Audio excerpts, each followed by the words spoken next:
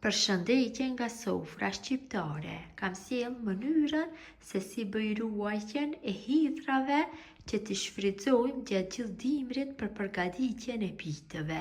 Besoj se kam ju pëlqy kur ta shihni videon në vazhdim. Fillojmë nga puna. Fillimisht bëjmë ledhjen e hidhrave. Më pas i pastrojmë se a ka ndonjë barishtë të tjetër në mesin e tyre, dhe pasi që t'i pastrojmë, marrim dhe i lajmë mirë me ujë. Gjatë mbledhjes dhe shpërlarjes me ujë, patjetër duhet të vendosni doreza, se përndryshe do keni gjëhtësinë të madhe në duar. Hidhra mbledhni aq sa keni nevojë sipas dëshirës suaj. Për një pite, 2 pite, mund të përgatitni gjatë gjithë dimrit në këtë mënyrë, nëse i shfrytëzoj. Tash janë të freskëta, unë i kam të njoma, nëse i mbledhni pas 10 ditëve apo 2 javë, mund të ja shfrytëzoni vetëm se këto degët me gjedh, kurse këtë pjesën e fortë nuk e shfrytëzoni sepse më nuk janë të njoma. Marrim tash një tenxhere të mbushur më shumë se gjysma me ujë dhe vendosim në zjarr dhe dhezim zjarrin në temperaturë të lartë. Në momentin që uji fillon të vlojë në tenxhere, do i kaloj hidhat. Uji në tenxhere ka filluar që të vlojë, tash i kaloj hidhat. Kështu munduhem të gjitha t'i kaloj tek uji voli nxehtë. Tash e ulim temperaturën në të mesme dhe kështu i kalojnë gjithë hidhat dhe do i zihem vetëm se për 5 minuta.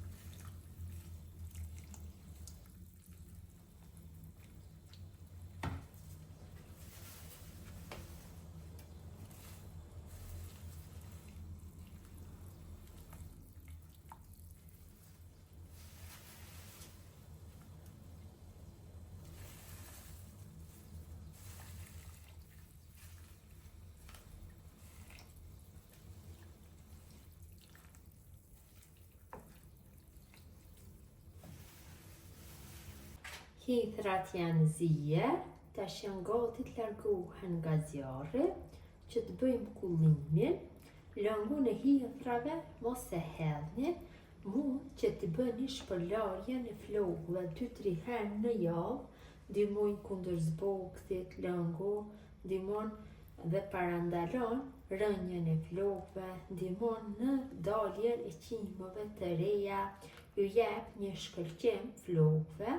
Tash e i largojmë hidhat, ujin apo lëngun dhe ruajmë për shpërlarje të flokëve, kështu se në valë të nxehta i largojmë dhe kullojmë, nuk i lajmë kështu në ujë valë të nxehtë të qëndrojnë, sepse do e humbim dhe vlerën. Tash bëjmë kullimin me një herë. Kam bërë kullimin e hidhrave kështu në një sit, tash do bëj coptimin.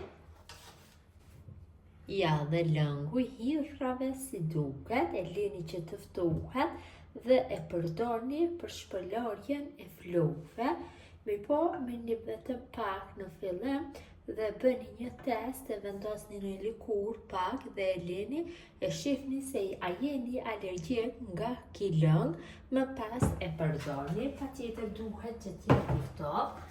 Tash marrim dhe bëjmë coptimin. Kalojmë tek drasa e punës dhe me anë të një thike i bëjmë në copsat vogla. Kështu, sa më të vogla që është e mundur, aq më mirë do jetë.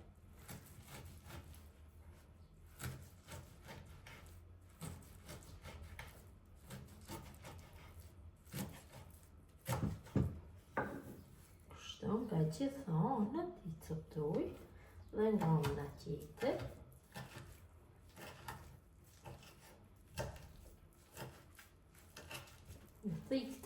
do ja dilni shumë lehtë.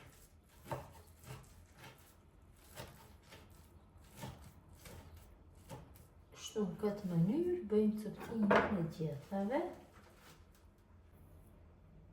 Hithrat e coptuara i kalojmë në tepsi.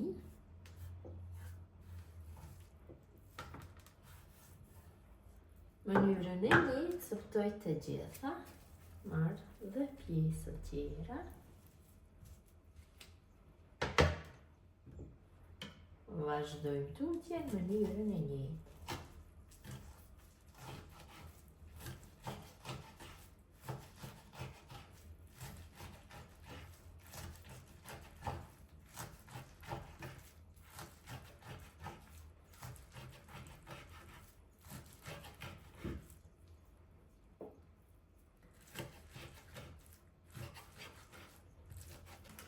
Hithrat e coptuara i vendosin në kese najloni ku do bëj ruajtjen. Pra, këto paketime janë të mjaftueshme për një pite. Kështu, kaloj. Besoj se është e mjaftueshme kjo mbushje për një pite të tepsisë së shporitit elektrik. Pra.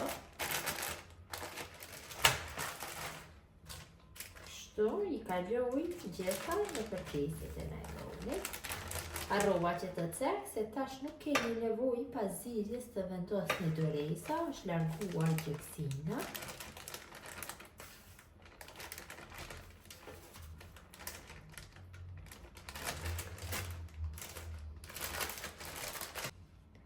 Kam vendosur në kese najlonit, tash i vendosim në ngrirje dhe mund t'i shfrytëzojmë gjatë gjithë dimrit, kështu si të freskëta.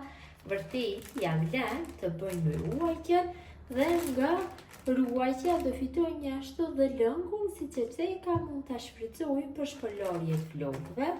I bëhet një pite shumë e shishme nga këto hithra, një ashtu dhe ndihmon shumë për persona që janë me anemi. Kjo është mënyra motra dashura se si bëj ruajtjen e hithrave për dimër, për përgatitjen e piteve, një ashtu dhe si mund ta shfrytëzoj lëngun, kam sjell mënyrën. Gjithë ju që i përgatisni në këtë mënyrë, ju përfshin mirë, mirëmbëjtje nga sofra shqiptare dhe në recetën e radhës.